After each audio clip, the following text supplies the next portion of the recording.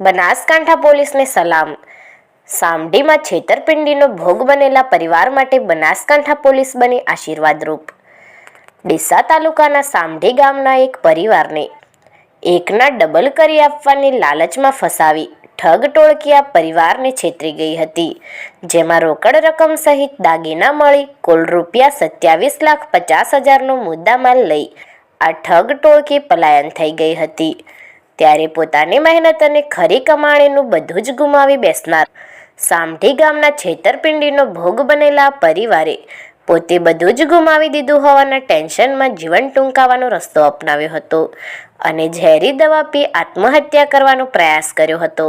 પરંતુ Deesa rural police આ પરિવાર માટે આશીર્વાદરૂપ બની છે અને ડીસા રૂરલ પોલીસે આ પરિવારના સભ્યોને તાત્કાલિક 108ની મદદથી સારવાર અર્થે ખસેડતા સદનસીબે તેમનો બચાવ થયો છે. ત્યારે પોલીસ સમક્ષ આ પરિવારે પોતાની આપવીતી જણાવતા પોલીસે અલગ અલગ ટીમો બનાવી મોબાઈલ નેટવર્ક અને હ્યુમન સોર્સની મદદથી લોકેશનના આધારે ઠગ ટોળકીના મુખ્ય સૂત્રધારને રાજસ્થાનના સિરોહી જિલ્લાના રેવદર વિસ્તારમાંથી ઝડપી પાડ્યો હતો અને તેની પાસેથી પોલીસે તમામ મુદ્દામાલ તેમજ રોકડ રકમ કબજે કરી તેરા તુજકો અર્પણ કાર્યક્રમ હેઠળ બનાસકાંઠા જિલ્લા પોલીસ વડા પ્રસાદ સુંબેની વિશેષ ઉપસ્થિતિ તેમજ પોલીસ અધિકારીઓની ઉપસ્થિતિમાં છેતરપિંડીનો ભોગ બનેલા પરિવારને તેમની રોકડ રકમ તેમજ દાગીના પરત આપી બનાસકાંઠા પોલીસે પ્રશંસનીય કામગીરી કરી હતી. સલામ છે બનાસકાંઠા પોલીસને. જો કે આ પ્રસંગે બનાસકાંઠા એસપી પ્રસાદ સુંબે તેમજ પોલીસ અધિકારીઓ સહિત પોલીસ સ્ટાફનું સન્માનપૂર્વક સ્વાગત કરવામાં આવ્યું હતું અને ડીસા તેમજ બનાસકાંઠા પોલીસની આ સરાહનીય કામગીરીને સૌ કોઈએ બિરદાવી હતી. Report Ketan Vasaiya, LTV Gujarat. Okay sir. નમસ્કાર.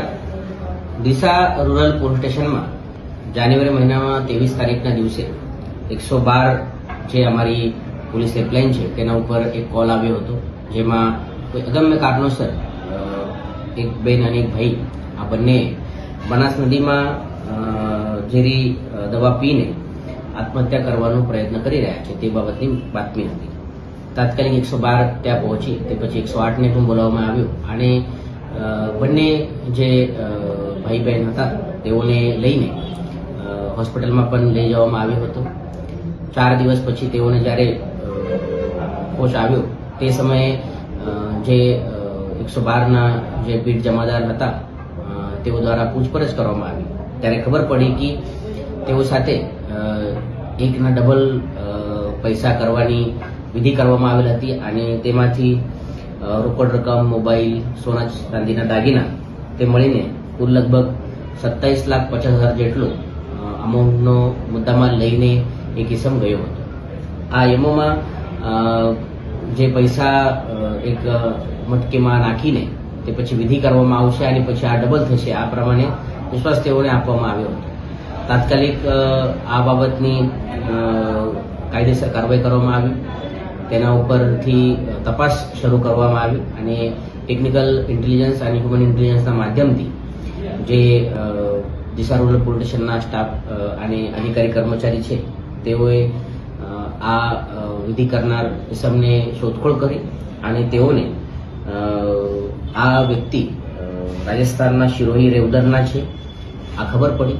ત્યાં જઈને તેઓ પાસેથી આ કુલ મુદ્દામાલ 27,50,000 જેટલો મુદ્દામાલ રિકવર કરવામાં આવ્યો અને આજે આ મુદ્દામાલ આ જે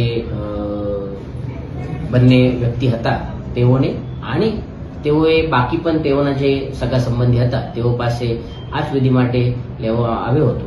તેઓને આ તેરા તુજકો અર્પણ અંતર્ગત આ 14 બુટી, રોકડ રકમ 1,75,000, સોનાની બાકી અને ચાંદીના બાકી દાગીના અને મોબાઈલ આ પાછળ આપવામાં આવ્યો છે.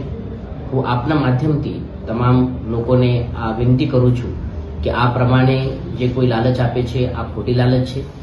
આ પ્રમાણેના કોઈ પણ ફ્રોડમાં આપ ફસતા નથી અને જ્યારે આપના સાથે આ થવાની શક્યતા થઈ રહી છે અથવા થાય છે તો તાત્કાલિક પોલીસની મદદ આપ લેજો. પોલીસ આપના સહકાર માટે, આપના મદદ માટે છે. અમારા તરફથી આપની મદદ ચોક્કસ તાત્કાલિક કરવામાં આવશે.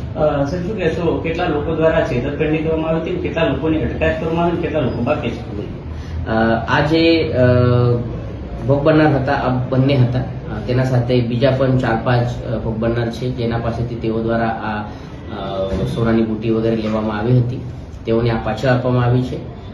આના જે આરોપી છે તેમાં એકનું નામ અત્યારે અમારા સામે આવે છે.